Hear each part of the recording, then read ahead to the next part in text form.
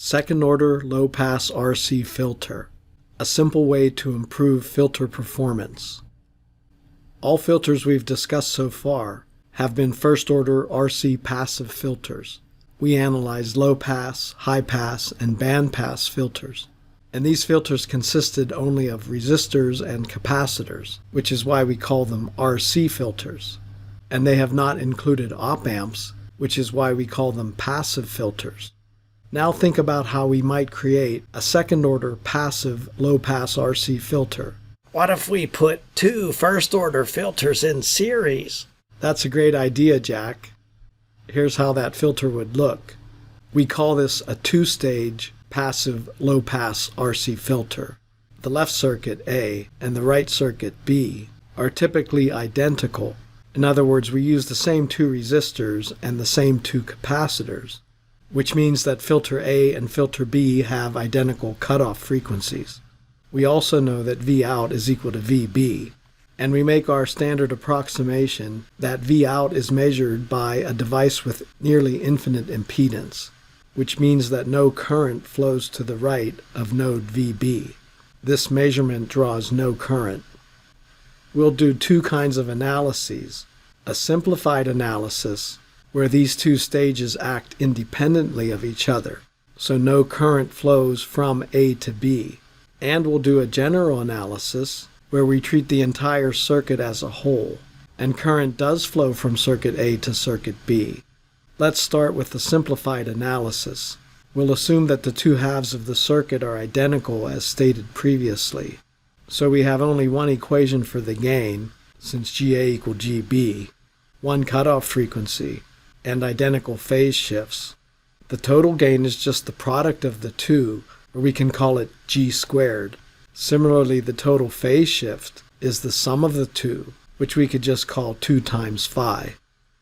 Here are Bode plots comparing the first-order and second-order filters, where we've set the cutoff frequency to about 100 Hz. The first-order case is purple, and the second-order is blue. The second-order drop-off in gain is faster. Why? Because second-order gain is G squared compared to just G. Second-order phase shift drops off to negative 180 degrees instead of negative 90 for the first-order case. Why? Well, because we add phase shifts. So you're adding negative 90 and negative 90. So very high frequencies get completely out of phase. Now let's do the general analysis. In a previous lesson, we combined a high-pass filter with a low-pass filter in series and generated a band-pass filter. Our analysis used complex impedances and complex phasors. Now let's generalize this circuit by assigning non-specific impedances, as shown here. Instead of specifying resistors and capacitors, let's just call them Z1, Z2, etc., complex impedances. And these impedances can now be assigned as any desired component: resistors, capacitors, inductors, etc. The mathematical analysis is nearly the same as what we did previously. In that case, we had this result in terms of impedances for capacitors and resistors. Similarly, for the general case, in terms of just these arbitrary impedances, we get this equation for the ratio of phasor output voltage and phasor input voltage. You can easily verify that when we assign these impedances to be the ones shown here, we get equivalent equations. Now this general analysis will be used to analyze our two-stage passive low-pass RC filter. Here's our general circuit and the ratio equation again. And here's our two-stage low-pass filter. The physical arrangement of the components is identical. So what we need to do is assign the complex impedances appropriately. We assign Z1 as RA, the complex impedance of this resistor.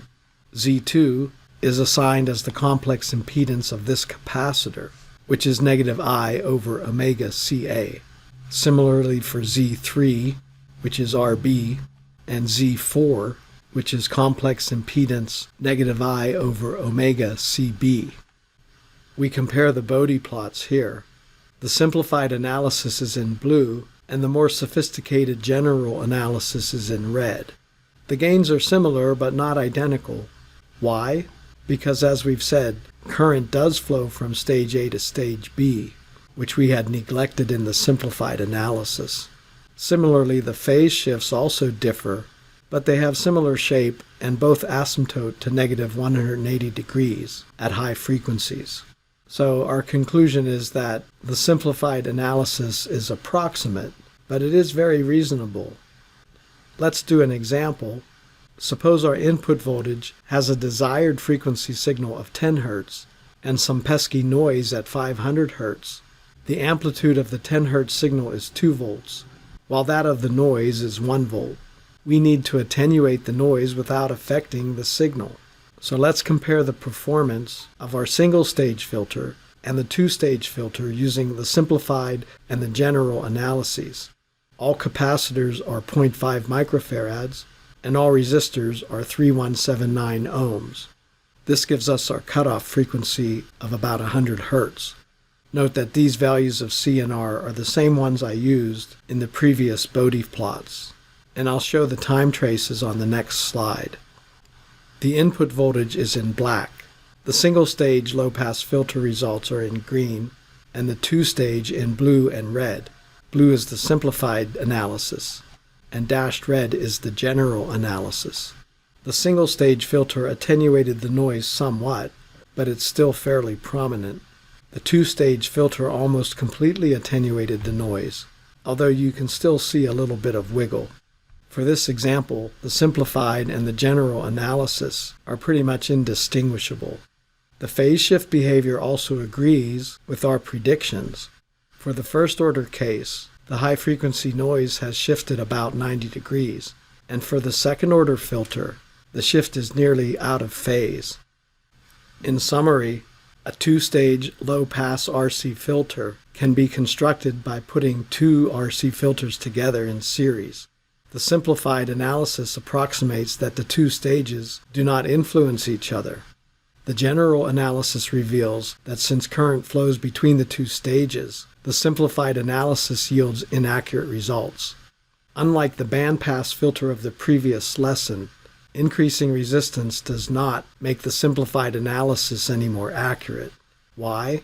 Because we restricted our analysis to identical resistors on each stage, so the overall current flow may go up or down, but there's still significant current flowing between the two stages. In a future video, we'll add op-amps to our low-pass filters, and as you'll see, op-amps will make the simplified analysis more accurate. Thank you for watching this video. Please subscribe to my YouTube channel for more videos. 1, 2, 3. That's all there is to it.